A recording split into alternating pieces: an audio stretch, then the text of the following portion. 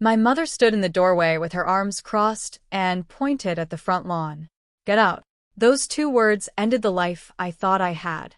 I was 27 years old, carrying two garbage bags filled with my clothes while my mother watched without a single tear. That night, I slept inside my old sedan in a grocery store parking lot. I had $43 in my bank account. No apartment. No family. No future. Less than 12 hours later, a lawyer called and told me I was the legal owner of an $87 million private island estate. But the money wasn't the biggest shock. The biggest shock was discovering that the island contained proof that everything I believed about my childhood had been a lie. Stick with me, because what happened next changed my life forever. My name is Kala Whitmore. Growing up, I was never good enough for my mother, Darlene Whitmore. No matter how hard I worked, she always found a reason to criticize me. If I got a promotion, it wasn't impressive enough. If I helped around the house, it wasn't enough. Meanwhile, my older brother, Trent Whitmore, could do no wrong in her eyes. For years, I tried to earn her approval. I thought if I worked harder, she might finally be proud of me.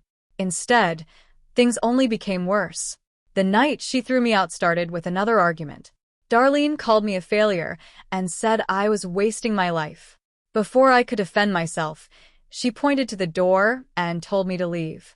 I packed what little I owned and walked away. Sitting in my car that night, I felt completely alone. I barely slept. My future looked hopeless. The next morning, my phone rang. I almost ignored the unknown number. Miss Whitmore, a calm voice asked. My name is Vernon Pike. I'm an attorney. My heart raced. He explained that a businessman named Elliot Ashford had passed away 6 months earlier. According to his trust documents, I had been named the sole beneficiary of an island estate worth approximately $87 million. I thought it had to be a mistake. I had never met any billionaire. But Vernon assured me everything was legal and verified. A few hours later, I returned home to collect some remaining documents. When I mentioned Elliot Ashford's name, something strange happened. My mother's face turned pale. For the first time in years, Darlene looked nervous. Who told you that name? She asked quickly. I stared at her in confusion. She refused to explain and immediately changed the subject. That reaction stayed with me.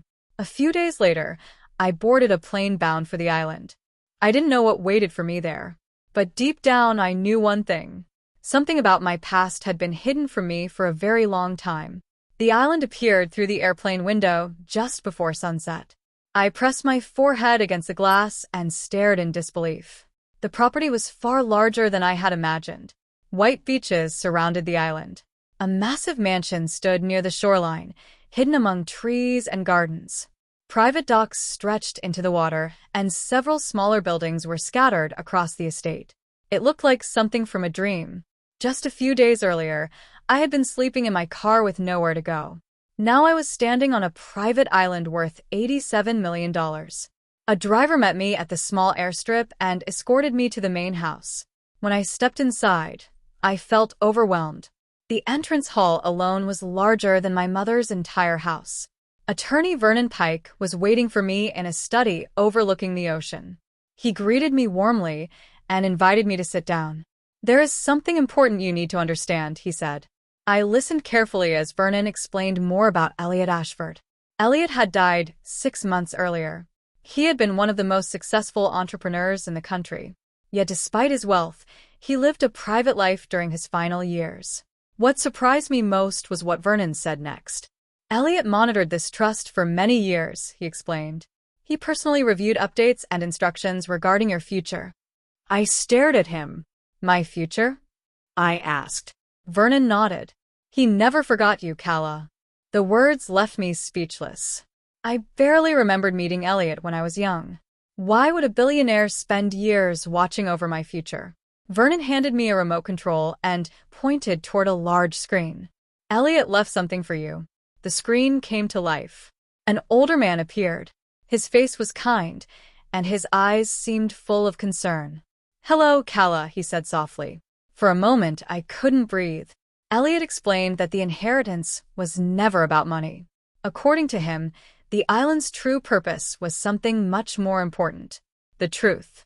He told me that answers about my childhood were hidden somewhere on the estate.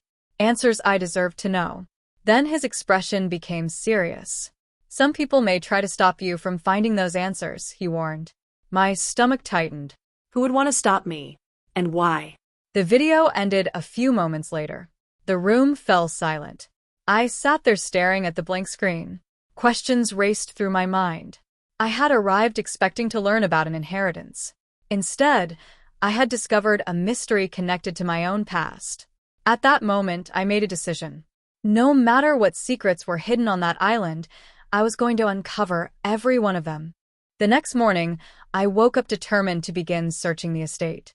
Elliot had promised that answers about my childhood were hidden somewhere on the island. If he had gone through so much effort to leave them for me, I needed to find them. I started with the mansion library. The room was enormous. Shelves filled with books stretched from floor to ceiling. Old paintings decorated the walls, and sunlight poured through tall windows overlooking the ocean. For hours, I searched through cabinets, desks, and shelves. At first, I found nothing unusual. Then I noticed a book that seemed slightly out of place. When I pulled it, I heard a quiet click.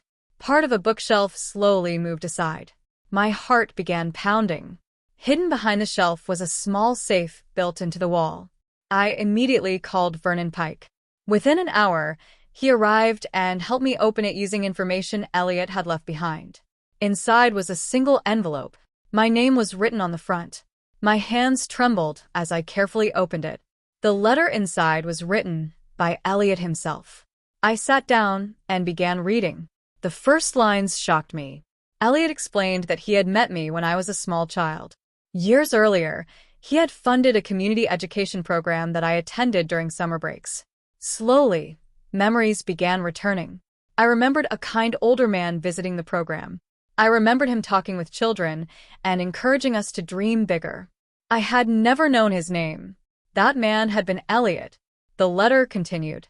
Elliot wrote about how he had watched me share food with other children who had less than I did. He described moments when I helped classmates even though I was struggling myself. He said my kindness stood out. According to him, it was one of the reasons he never forgot me. Tears filled my eyes as I read. Nobody had ever described me that way before. Certainly not my mother. Then the letter took a darker turn. Elliot wrote that he became concerned after witnessing unusual behavior from Darlene. Several pages appeared incomplete. Entire sections had been removed. Important details were missing. I searched through the envelope, hoping to find the missing pages, but they weren't there. It seemed Elliot had intentionally hidden part of the story for later. Then I reached the final sentence. The words made my stomach drop.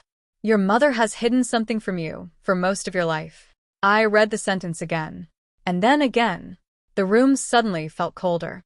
For the first time, I truly questioned everything I believed about my childhood. What had my mother hidden?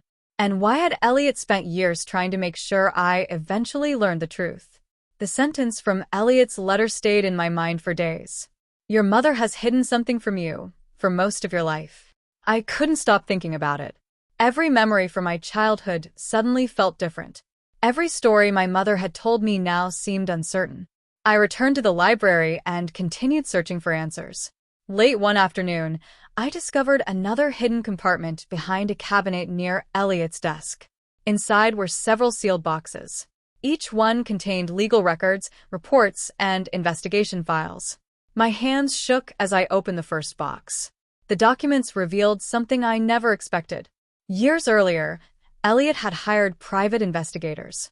He had paid them to quietly monitor certain events connected to my family. I spent hours reading through the reports. The investigators had carefully documented numerous incidents involving my mother, Darlene. Again and again, her name appeared beside financial records and missing paperwork. Some reports described money being moved between accounts without clear explanations. Others mentioned important family documents that disappeared shortly after being filed. The deeper I read, the more uncomfortable I became. This was no longer about favoritism. It was something much bigger. One file stopped me cold. The report focused on the months following my father's death. According to the investigators, several childhood records connected to me had vanished during that period. school records, financial documents, personal files. Important papers that should have existed were suddenly gone. No one could explain where they went. The reports suggested that someone had intentionally removed them. I stared at the pages for a long time. My father had died when I was young. For years, I believed life simply became difficult afterward. Now I was learning that important pieces of my history may have disappeared around the same time. A painful realization slowly settled over me. My mother's behavior may have been far worse than emotional abuse. The evidence suggested years of manipulation and deception. As if on cue, my phone began ringing. Darlene. I declined the call. A minute later, she called again. And again. Then the text messages started. She claimed she missed me. She wanted to talk. She wanted to reconnect as a family. I looked at the screen in disbelief. Just days earlier, she had thrown me out of her house with 2 garbage bags and nowhere to go. Now, she suddenly wanted a relationship. The timing wasn't hard to understand. She knew about the inheritance. She wanted access to it. Nothing more. I ignored every call and every message. Then I returned my attention to the files. Somewhere in those documents was the truth Elliot wanted me to find. And with every page I read, I became more certain that my mother's secrets ran far deeper than I had ever imagined. A few days after finding the investigation files, Vernon Pike asked me to meet him in Elliot's private office. The room overlooked the ocean. Waves rolled across the shoreline while sunlight filled the space. Vernon placed a folder on the desk. "There is something else you need to know," he said. I sat down and listened carefully. "The inheritance comes with conditions." My stomach tightened. I had heard stories about complicated wills before.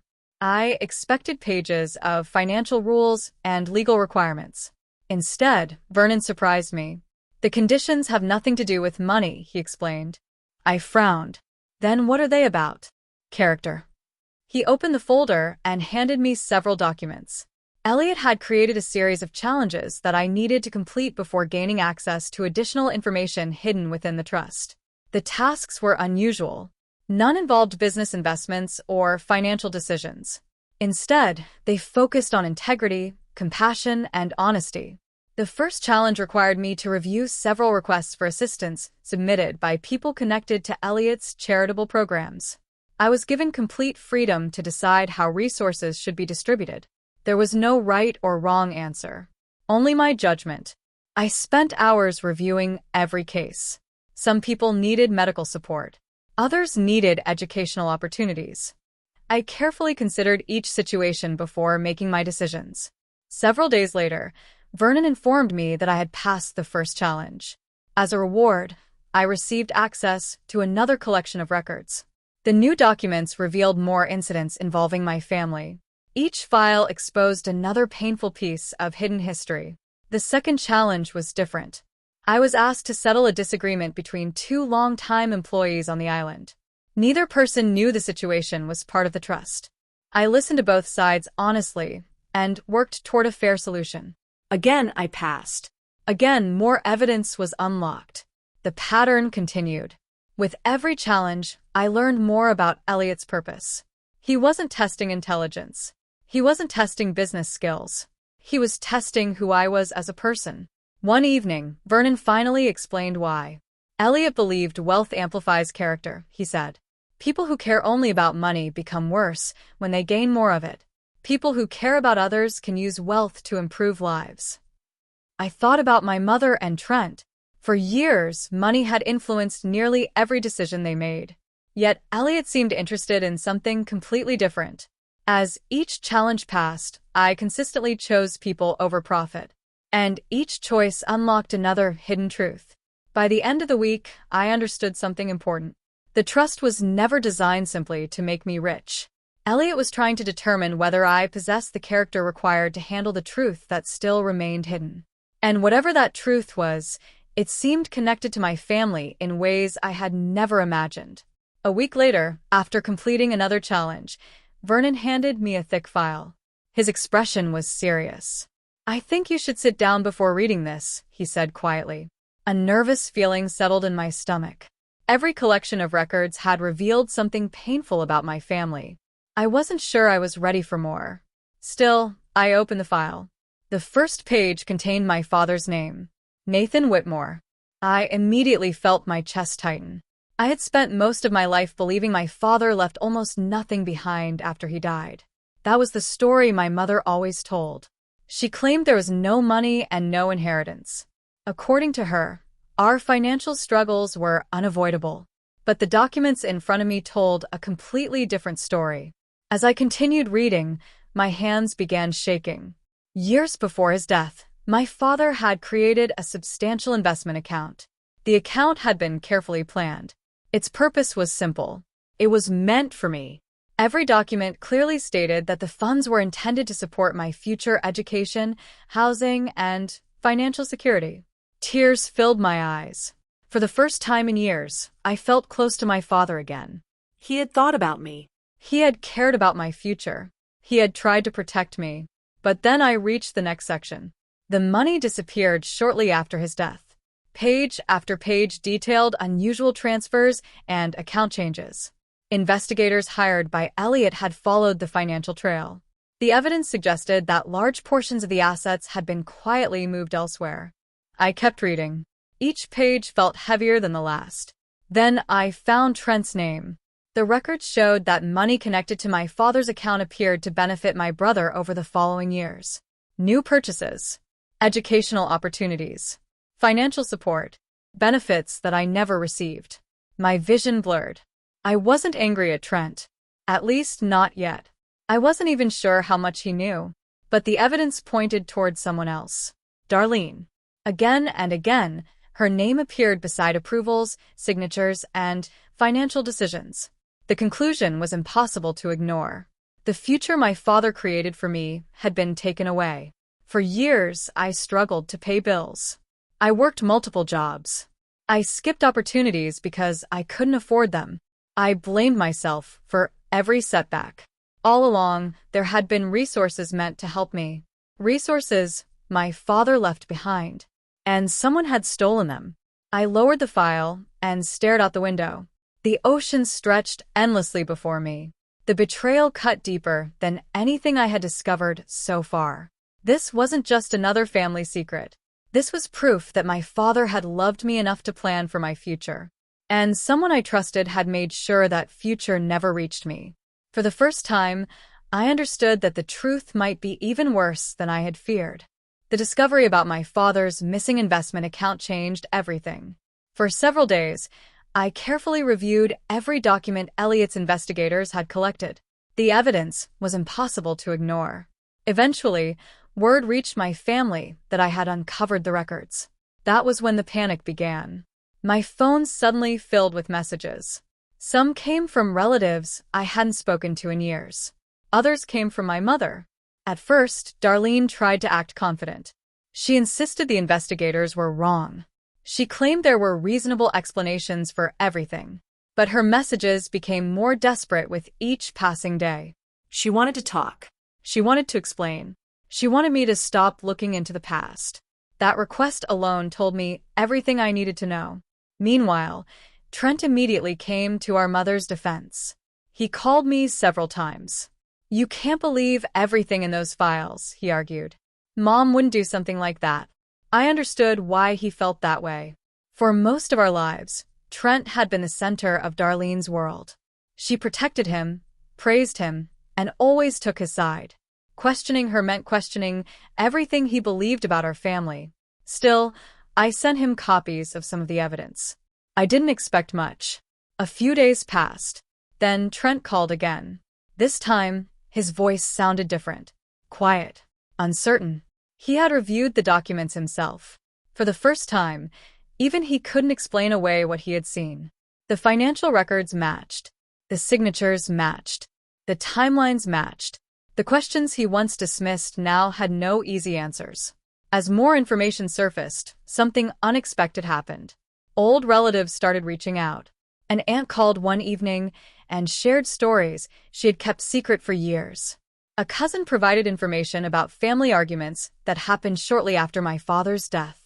Others revealed moments when they noticed documents disappearing or conversations suddenly being cut short whenever certain topics were mentioned. Many admitted they had been afraid to speak before. Darlene controlled the family narrative for years. People feared being pushed away if they challenged her. Now that control was slipping.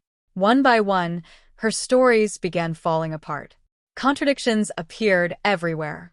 Facts no longer matched her version of events. The woman who once controlled every family conversation was losing her grip on the truth. Yet despite the growing chaos, I stayed focused. I wasn't interested in arguments. I wasn't interested in revenge. There was still one final secret Elliot wanted me to uncover. The closer I came to the truth, the more certain I became that the biggest revelation was still waiting for me. And whatever it was, it had the power to explain everything that had happened throughout my life. Several days after the family turmoil began, Vernon informed me that another section of the estate had been unlocked. According to Elliot's instructions, I had finally earned access to the last hidden archive. My heart raced as Vernon led me through the mansion. We descended a narrow staircase hidden behind a wall in Elliot's private study. The stairs continued deep beneath the house. At the bottom was a heavy steel door. Vernon entered a code and stepped aside. "This is the final archive," he said quietly. The door slowly opened. Inside was a large underground room filled with cabinets, storage boxes, photographs, and countless documents. I stood frozen. This was what Elliot had been preparing me for all along. For hours, I carefully examined the records. There were letters from teachers, notes from community leaders, reports from investigators, photographs from programs I had attended as a child. Every piece of evidence seemed connected to one question. Why had my life turned out the way it did? Then I found the answer. One file contained copies of scholarship applications. I recognized my name immediately. Confused, I continued reading. Years ago, several educational scholarships had selected me as a finalist. One organization had even approved financial assistance. But I had never received any notification. According to the records, the letters had been delivered. They simply never reached me. My hands trembled as I opened another file. Inside were documents connected to mentorship programs. Successful professionals had offered to guide me and help develop my talents. Again, I had never known. The opportunities had vanished before I could even respond. Another folder contained records of financial support programs. Several groups had attempted to contact me after recommendations from teachers and community leaders. Every effort had failed. One witness statement explained why. A former program coordinator described multiple conversations with Darlene. According to the statement, my mother repeatedly intercepted communications intended for me. Other witnesses reported similar experiences. The pattern became impossible to ignore. Opportunity after opportunity had been blocked. Scholarships, mentorship programs, financial assistance. The list seemed endless. Tears filled my eyes. For years, I believed I wasn't good enough. I thought every missed opportunity was my fault. I blamed myself for every struggle and setback. But the evidence revealed something entirely different. I wasn't failing. I was being prevented from succeeding. The final collection of witness statements explained the reason. Darlene had not sabotaged me because I lacked potential. She sabotaged me because I had too much of it. She felt threatened by the possibility that I might achieve more than she expected. The realization hit me harder than anything before. Suddenly, years of confusion made sense. The rejection, the criticism, the isolation. None of it happened because I was a failure. It happened because someone was afraid of what I might become. After spending hours inside the hidden archive, I believed I had finally uncovered every secret. I was wrong. Near the back of the room stood a small wooden box.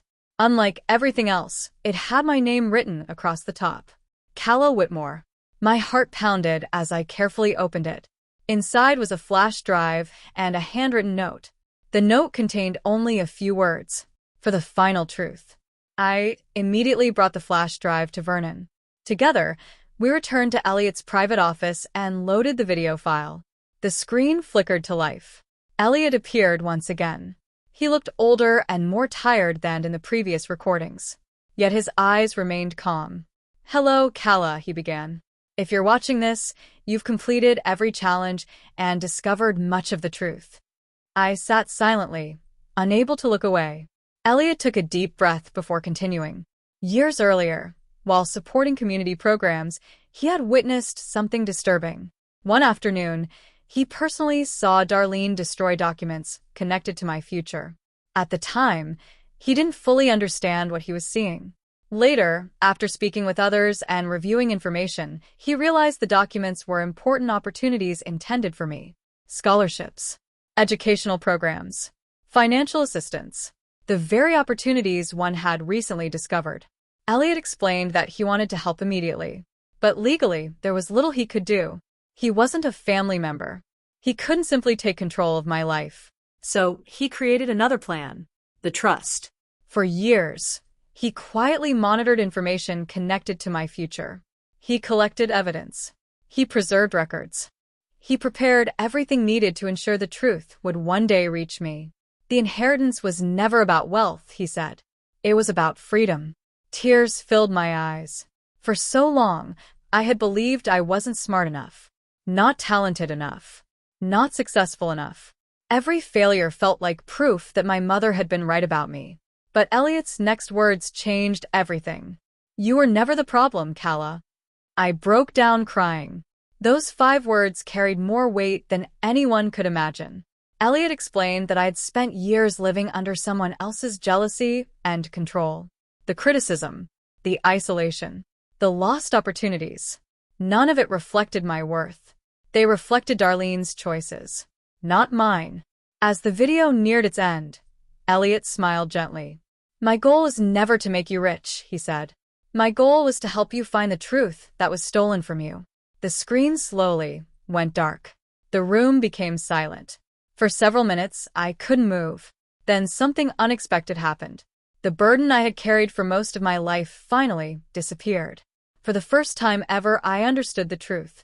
I was never a failure. I was never broken. I was simply someone who had survived years of manipulation. And now, at last, I was free.